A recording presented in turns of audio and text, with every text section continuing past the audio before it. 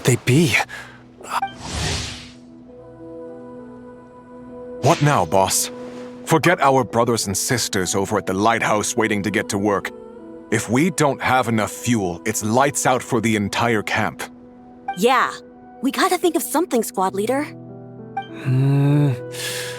Don't worry. Head back to your posts. I'll take care of this.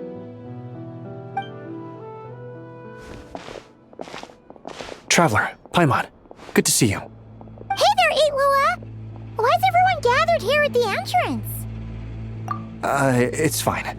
Just a minor issue, really. And I'm already on the case. Come on, Illuga! You're always trying to fix things by yourself on the down low. Just tell us, it couldn't hurt. Or is it because you're too embarrassed to say? No way. I just don't want everyone in town worrying about things that I can handle on my own. But since you're both part of the investigation squad now, I won't treat you like outsiders. Still, this isn't exactly the place for a chat. Come on in. I'll tell you more inside.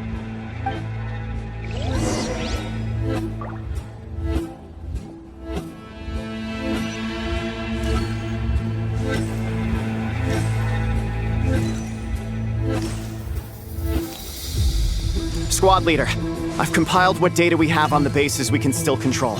My report is over at the command post. Got it. Thanks, Roland.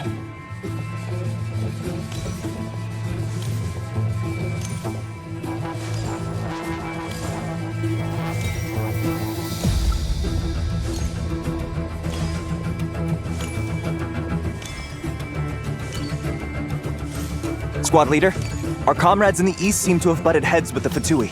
They say they're going to send someone over. Got it. I'll be over as soon as I can.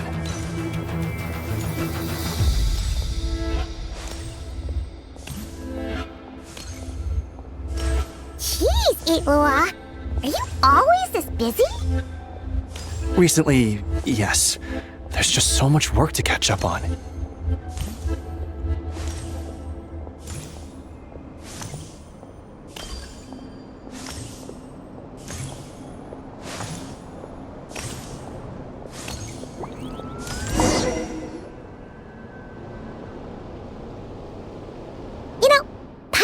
To ask for a while now. What are these vehicle thingies we keep seeing in the Lightkeeper's camps? They kinda look like food trucks, don't you think?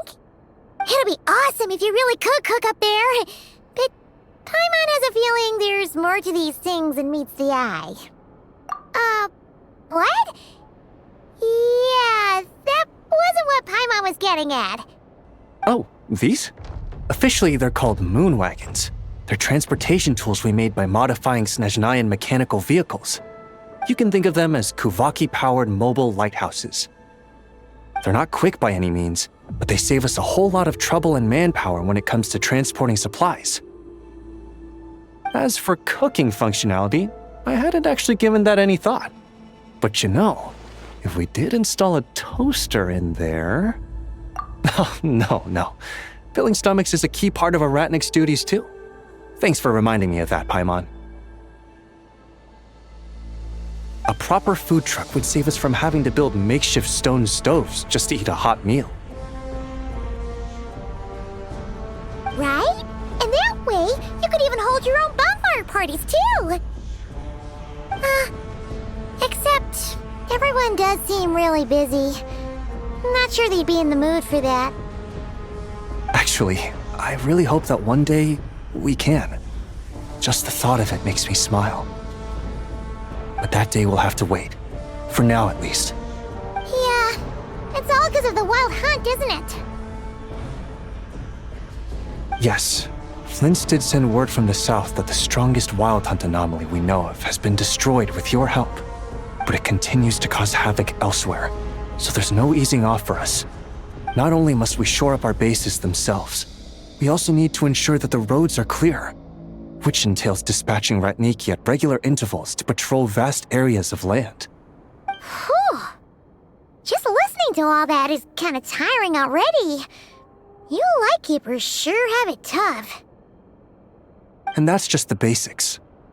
The real danger lies with those wild hunt outbreaks that suddenly just appear out of nowhere. Such tasks are all handled by Gramps, Flynn's, Olav, and those guys. I can't have Gramps fretting over every last thing, so I've taken over handling of the groundwork. Honestly, compared to our shortage of manpower, supply prep is nothing. To continue on the topic of food, even the best cook in the world couldn't do anything without ingredients. Over the years, many of our former bases have fallen into disrepair, making them ill-suited for long-term postings. At the moment, everyone has to shuttle back and forth between our camps and HQ, leading to fewer and fewer people available for combat deployments. Yup, and that's turning this place into a permanent base. And most importantly, what's a Lightkeeper stronghold without a lighthouse? So, you want to build one here? Exactly. We'll need it if we're to stand any chance against the Wild Hunt's attacks. Which is easy to say, but in practice, I think you've seen enough to know it's not going too smoothly. Oh, right! Paimon almost forgot that we were here to help. So, what's the issue? Well, building our encampment will require lots of fuel and supplies. Generally, we bring it all in on moon wagons all the way from Pyramida. If only it were so simple. The main problem is, we need a special kind of oil refined using Kuvaki. It's true that the plants nearby are full of Kuvaki, and they'll keep us going. For a while at least. But supplying the fuel for a lighthouse is a whole other ballgame. Unfortunately though, there's been no sign of the supplies that should have arrived last night. Valdis is in charge of transport, and he's always been meticulous, so it's unlikely that he got careless and missed the timing or something. And that's precisely why I'm worried that they might have encountered some trouble. Yeah, there's always a way out of every jam. Even if that means being trapped inside a sealed barrel or getting buried neck deep. Surely this can't be any worse than that. Don't tell me that's actually happened. I guess I underestimated you two again. Anyway, we can have a look around. Maybe they've just lost their way. Maybe so. Anyway, there's no time to lose, so follow me. Yep, let's move!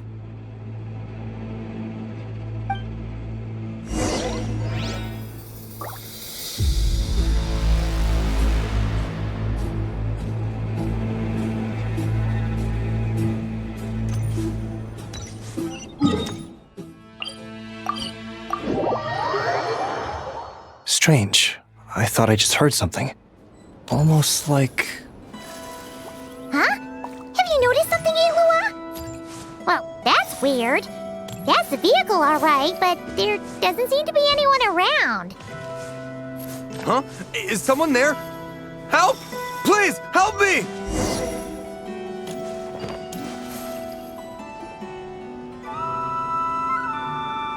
Squad leader!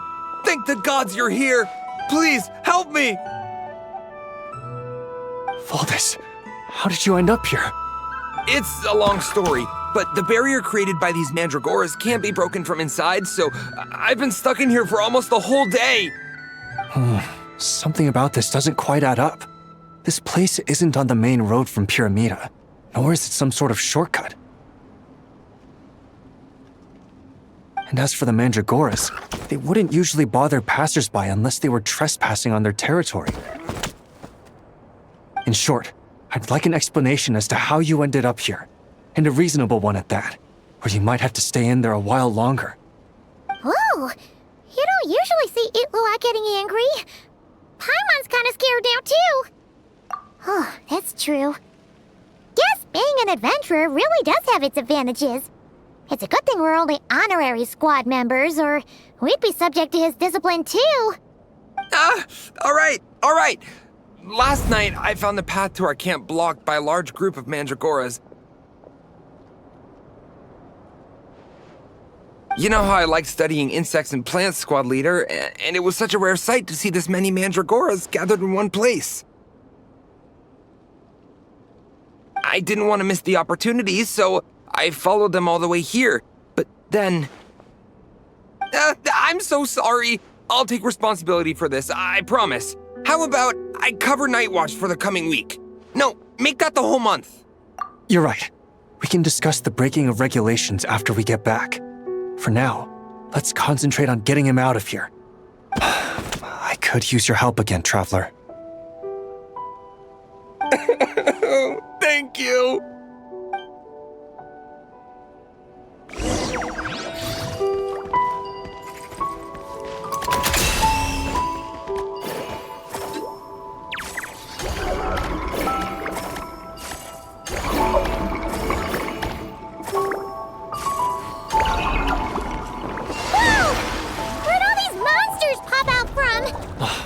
Guard down. Prepare for battle, everyone. Rust and Rerir! Three moons converge. Lush as the moon. The deception ends here. It all adds up. Let's see what you're made of. Can't hide the truth.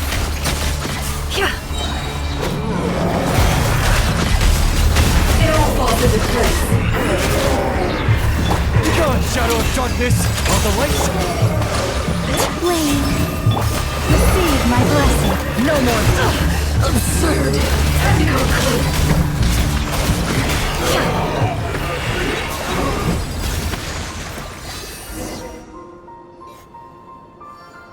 Phew!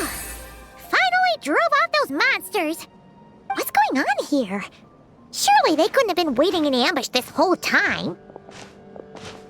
The Wild Hunt. The Mandragoras. Huh, I get it. Huh?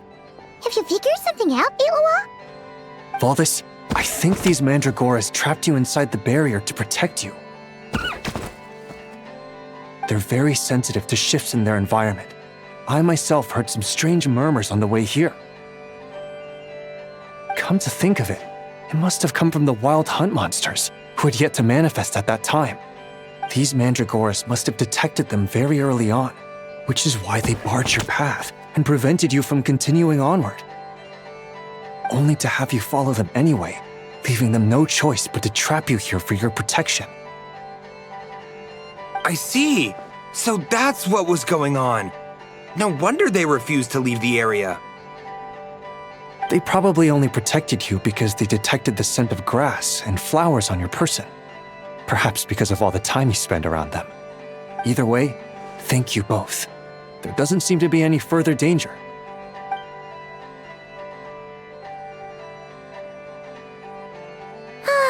There they go.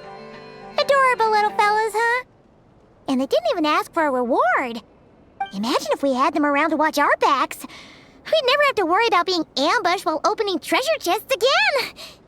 You know, putting it like that, it was kind of understandable that Valdis would want to follow them. Right? Finally, someone understands me. I know, I'm sorry. I'll take whatever's coming to me. All right, now that we've got him out, let's head back. The others are probably starting to worry.